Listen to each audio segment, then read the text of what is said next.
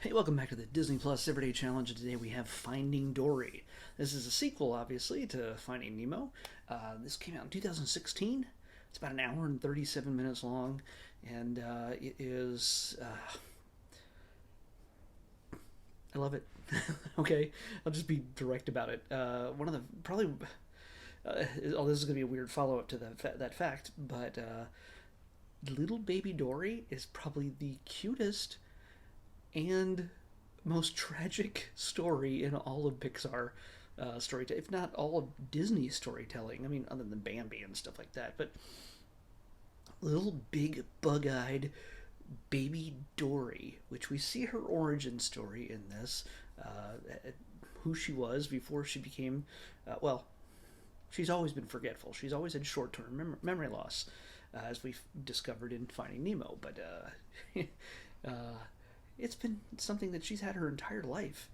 And her parents did their best to, corral her and help her get through life, get through um, just any obstacle that may come along her path, helping her create. She loves shells and be able to create little paths to help her find her way home. They do all sorts of little things. By the way, Ellen DeGeneres is Dory. Her parents are played by hold on, there he goes, Diane Keaton and Eugene Levy. That's just awesome. Okay, that's there's so many people in this movie. I'll get to that in a minute, but yeah. So we discover in this movie just exactly how Dory became lost and on her own, and eventually, of course, she meets up with Marlin and Nemo in the first film, and this sort of goes back to we see her life before meeting Marlin and Nemo. We see her meet Martin again, and we discover what happens a year afterwards. And she gets it in her head that suddenly she remembers her parents, and she sets out on a quest to find them, and with the help of Marlin and Nemo. Although there's a few other obstacles along the way, and other new friends she makes along the way when Martin and Nemo can't exactly keep up with her. One of which is Hank the Septipus. He's an octopus missing a tentacle, and he's played by my brain just freaks out. Ed O'Neill. Ed O'Neill from Married with Children, and most recently Modern Family. And you'll also get my brain sucks today. Ty Burrell, his plays his son-in-law on Modern Family. He also plays beluga whale, I think. Bailey, I think. It's the one with the echolocation and the big hump on their head. There's like I said, tons of people in this. Caitlin Olsen also plays a whale named Destiny, who is mostly blind. Sigourney Weaver plays herself. How does that work out? Well, if you haven't seen the movie, then I'm not going to spoil it for you. But this takes them on another trip around the world, most of it underwater. And yes, I know that sounds strange for a movie about fish, but a lot of this happens above water. And yes, none of this really ties into how reality works. Saltwater fish, freshwater, and the temperatures of different parts of the ocean. And these fish may not survive in different climates. Whatever. It's not. Not a big deal. It's just cartoon fish. Okay. Uh, they keep to some science, but it's not necessary for this. When you see that this movie ends in a car chase, I'm not kidding. It's kind of freaking amazing. I love the fact that this movie ends in somewhat of a car chase. There's one car involved, or a truck, but still, it's being chased. So yeah, if you haven't seen this, I don't know what you're waiting for. I know what you're holding off for. If you love animation and you love the way Pixar does things, this is. I mean, I'll probably say this again when we eventually pick Finding Nemo, but Finding Nemo was the first digitally animated film that I ever saw in a digital projected theater. In was it 2002? It was a while ago. I I was in Florida at the time, and there were were hardly any digital theaters anywhere, and somehow my friends and I found a one that wasn't too far from Cape Canaveral or Cocoa Beach or something. I don't know what it was, but it was way out there, and yeah, it was a digital theater, and we got to see Finding Nemo, and that was just mind blowing, eye opening. I mean, it's one thing again to see a digitally filmed feature on film, just of the reels and everything else. It's another thing to see it digitally projected, the clarity and the colors and everything else. And what Finding Nemo was then, Finding Dory, technologically, animation wise, color, everything is so much more detailed. Obviously, the water effects are throughout this.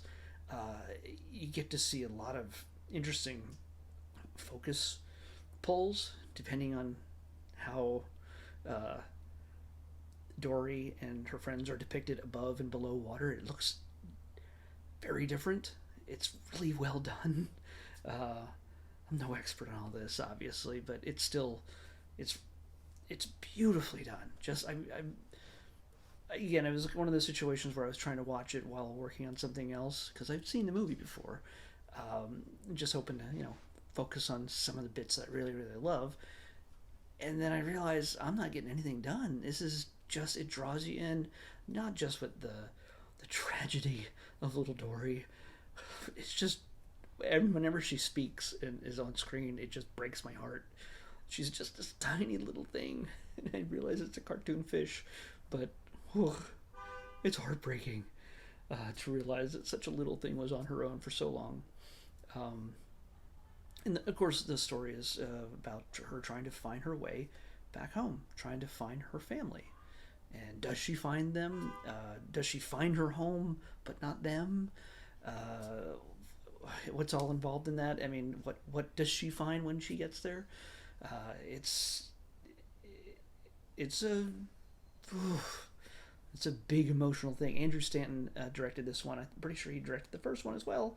Um, but yeah, it's this is you shouldn't have as much a connection with anthropomorphic fish.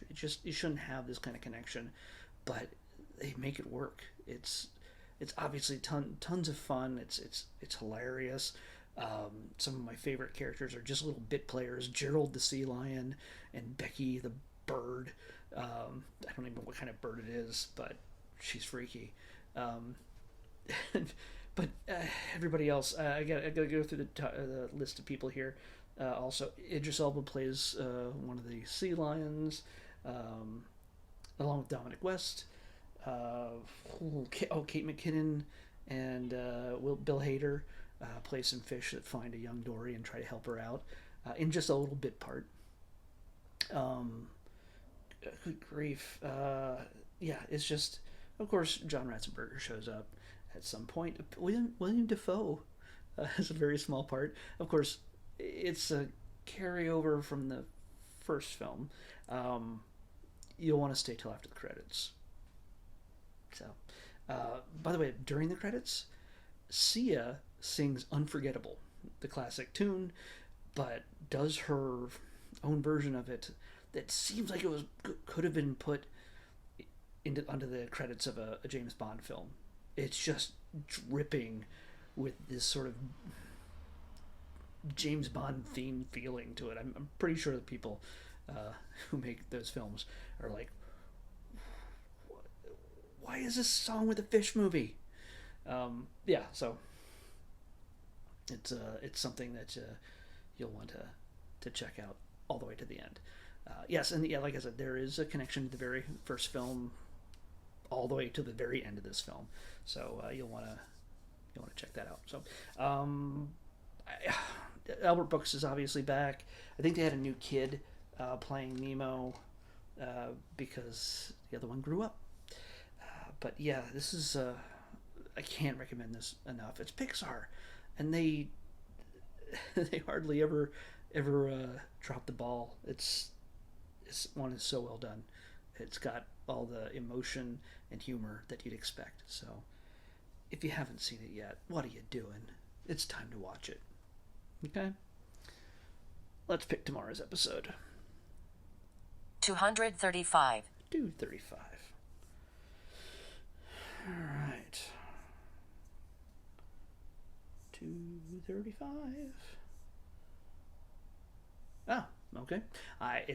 We're getting another movie, and this is a movie I have not seen, but it's highly acclaimed, and it also ties in a little bit to our astronaut documentary we had, the right stuff. Um, we're gonna watch Hidden Figures.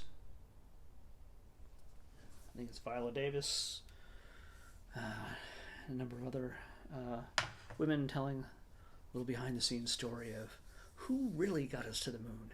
So, all right, I'll see you back here tomorrow with Hidden Figures on the Disney Plus Ready Challenge.